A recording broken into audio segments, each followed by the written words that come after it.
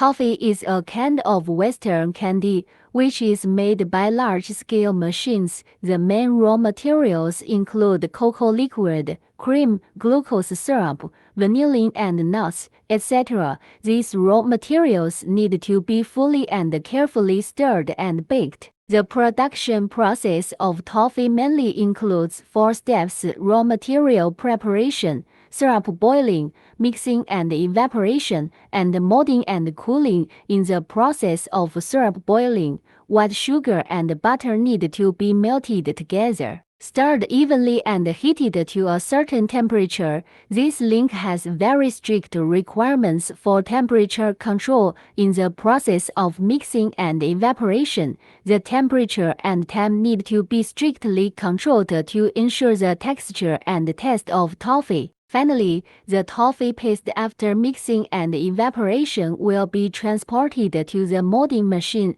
and molded